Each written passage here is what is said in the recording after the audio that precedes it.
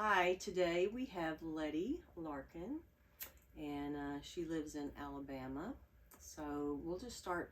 Letty, tell me a little bit about yourself. Well, I'm a Mexican American, born in the United States, raised in Mexico a little bit. As a kid, I was born there. I was raised a Catholic, very devout, Catholic family.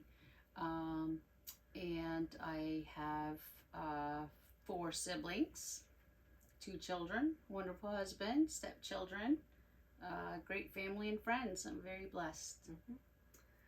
So tell me a little bit about things leading up to when you got saved, kind of what was happening before.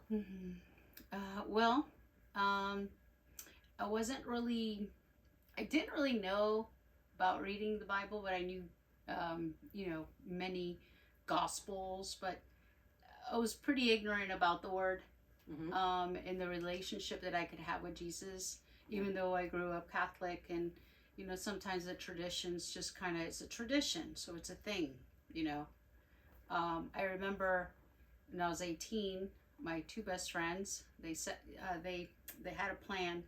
So they told me to meet them at Pizza Hut, and they asked me, they were right in front of me at the booth, and they said, Letty, do you know without a doubt that you're saved? I said, what do you mean, am I saved? I'd never heard that before. The word right being saved. That's no.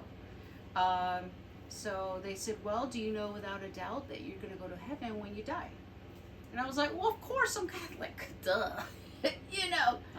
And so being 18, and they just left, they said, okay. And they kind of left it, and it wasn't until I was 32 years old that I learned what that was about.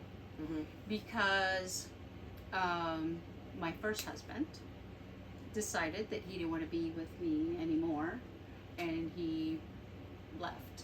So I was at work, my teacher, and he called me, second or third period, I believe, and he says, Letty, I've left you, I've taken all my things, and don't try to find me. Wow. So I was pretty devastated. I didn't think that was real, because we have two children together, and one was 2, and the other one was 10. So I'm like, there's no way that's true. So I called my friend down the way. She was a guidance counselor. I said, hey, would you come up, will you watch my kids? Because I don't want to really say his name, but it's okay. He says, he called me and said that he's left, and I need to go to the house to make sure that this is for real. Right. So of course she covered me, and I went, and sure enough, all his stuff was gone. The closet was empty, and so it was really like, wow, okay, he's left. But there were so many things leading up to that was probably the best thing. And I prayed and prayed. I'm like, Lord, I don't want to divorce him, because, we married in the Catholic Church, and we went through all the steps of when you are Catholic, and, you're baptized as a baby, you go to confession, you do your communion, you have the different sacraments that you do, and one of them being marriage. So, I was raised that you stay with your husband no matter what. Right. So I tried all that. Actually went to speak to the priest after my ex had left, and just to talk, just to make me feel, I guess, like that I'm still okay with God, or whatever. I needed something. I didn't know yet what. Yeah. So I went and spoke to the priest, and it was almost like that was a day that my eyes were open. And because the priest said to me, because I told him what happened, and he says, don't worry, you're going to be fine. We're going to annul your marriage. And when he said that, it was almost like, wait, I didn't come here for you to tell me that. I didn't come looking for that. I just came to talk, maybe I needed him to talk to me about Christ, or talk to me about that it's going to be okay, or something. Right. But that was like a revelation to me, that it occurred to me that I'm speaking to a man that God created just like me. You're And not it was almost speaking like to the source. And I thought, who is he? And what have I been doing? In the church, or what is going on here? It didn't feel right. Okay.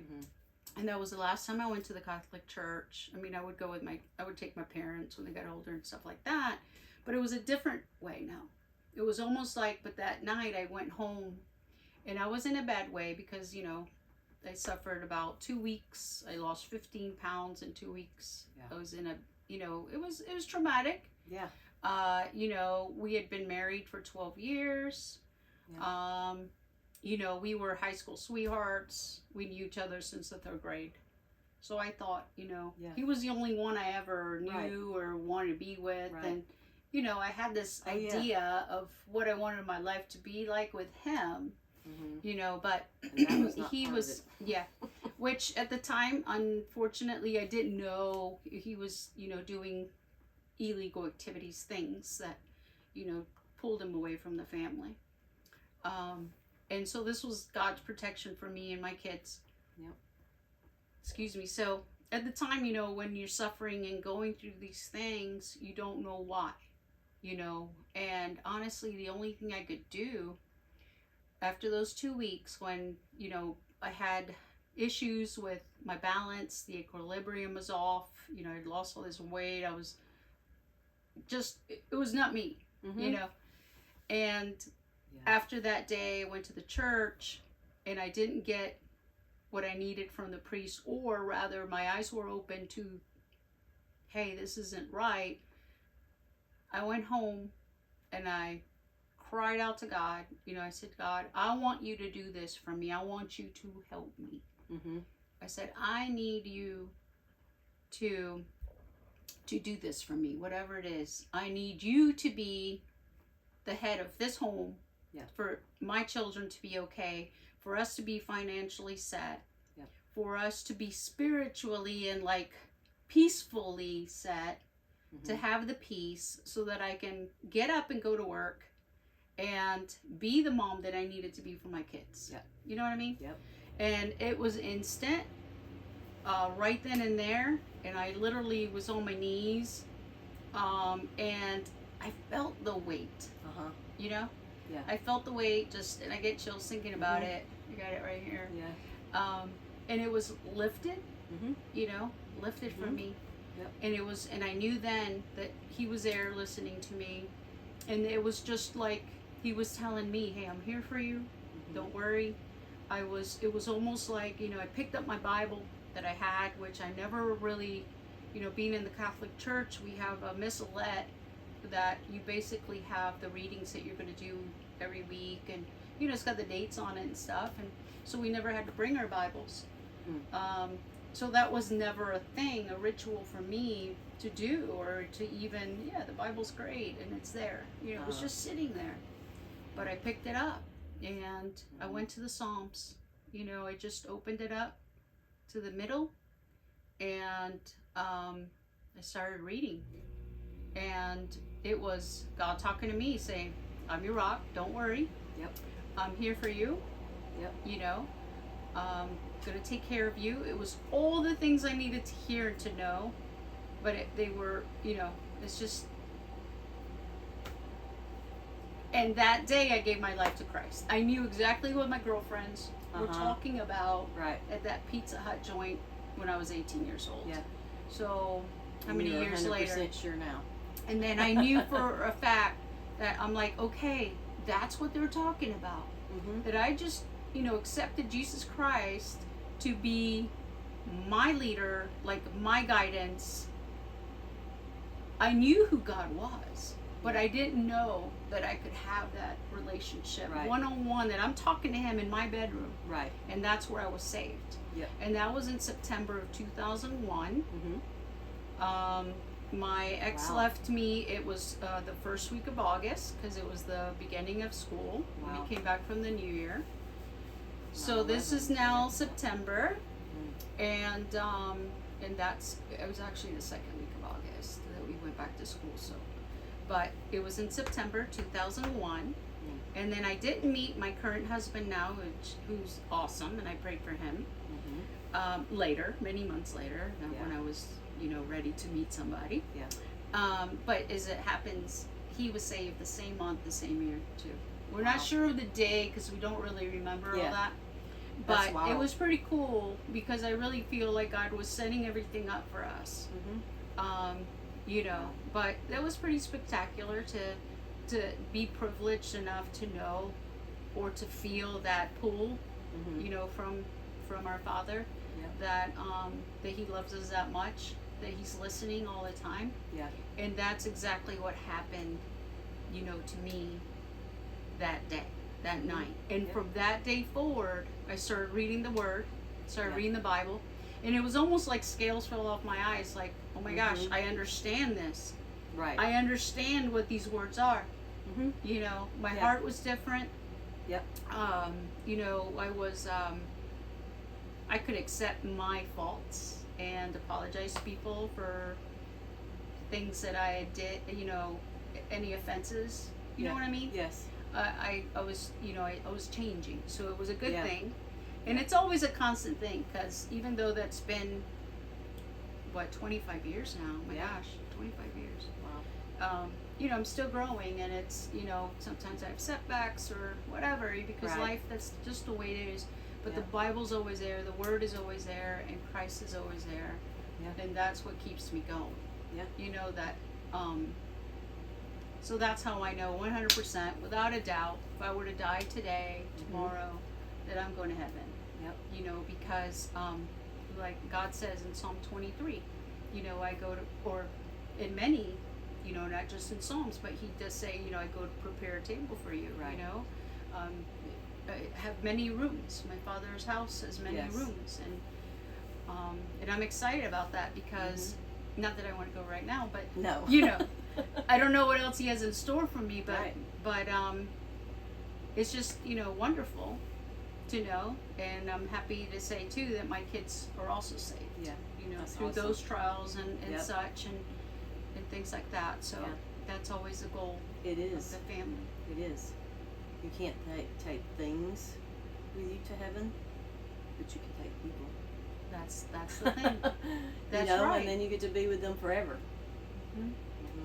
And that's an awesome thing. You're right, because it's like the harvest, He says, let's go, we're out there and we gotta share the Word so that others understand and know that no matter how low in your life you are, or how low you feel as a person, or how depressed, because man, that depression was real for me.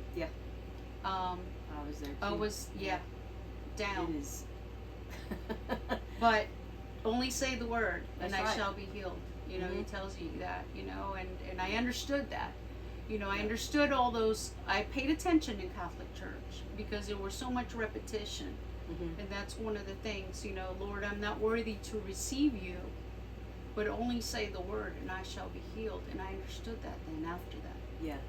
Because I heard the words and I remembered the words. Right. And I thank God, I thank my parents, for helping me in the walk, teaching me about Christ and the importance of having revering God, our Creator, and that was the start of my walk. Yeah. You know what I mean? Yep. And so there's always more. There's always more. You think you're like, oh yeah, but no, there's always more. So God can't give us everything all at once. It's too much, So I love that it's in little chunks. Brains can't. Well, you being a teacher, we learn in small chunks. And, and that's a good thing. Yes. So we're always learning, and that's the goal, I think. And building. That's right. On that. And I'm so happy that you're building and you're bringing people to Christ, and I think that's awesome. I hope so. I hope these things help other people. Yeah, 100%. Because I told you, I said, I don't know why you're talking to me, because I'm just me. Somebody needs to hear it. Well, I hope this helps somebody. I really do. I've shared, and And we can only hope because, you know, it's like God says, you know, you're planting the seed, Right. right? And these are Right. just little seeds. Yep. Little seeds of faith. That's all we can do is spread the seed, and God does everything else. He does it. Yeah. Because the water comes down, makes things grow. Yep. You know, You're and good that's at the that with beauty. your garden. That's the beauty of it. Thank you. That's why I love it too. You know, just the remembering what the garden's all about. You know, because the growth and just always watching, cultivating, pulling out the weeds, getting all the bad stuff out of our lives. You know, Yeah. because that's a constant. Like Mhm. you got to be on it. And that's 100% all the afterwards. time. You don't have to come that way. Right. We come broken. Mhm. And that's where he can, that's where he gets us, he lets us get there because he knows that's when we're going to listen. That's right. When we're broken. That's right. In the valleys is when he usually comes. You're right. Yeah, because I did drift away some, and I was privileged enough to have a tumor in my head, my pituitary, that was big enough that they needed to take out. Wow. And I'm like, Lord, why? Mhm. Well, Letty, I need you to sit down. We need to talk. Yeah. And that's why, you know, because what you just said. Sometimes God allows certain things to happen. Yeah. I don't think that he wants us to be hurt from any of those things because, you know, he tells us there's nothing you're going to go through that you can't go through, that I'm not going to be there for you. Right. Right? He's there. He doesn't give He's our us more strength. than we can handle. Right. That's right. And I believe that. And sometimes, you know, we just need to sit, be quiet, and listen. Mhm. You know? That doesn't happen a lot these No. days.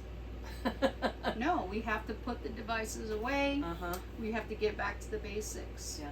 You know, because where did we come from? I mean, The earth. right? Mhm. I That's mean, where we're we're returning. basic. Yeah. So, Unless we get to go early, that'd be great. We could go together. one I day, don't know. Seems like it's getting closer. only God knows.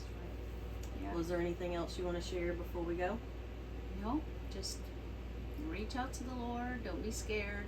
You know, and get your Bible and you know, go to church or listen to some sermons on Mhm. TV. Uh-huh. Music is Or join a fantastic. small I group. love, yeah, a Mhm. small group. Just start talking to someone about Christ and be careful what you're reading and making sure that the word is true, that it is coming from the Bible. You know, you want it to be all about Christ, not about a person.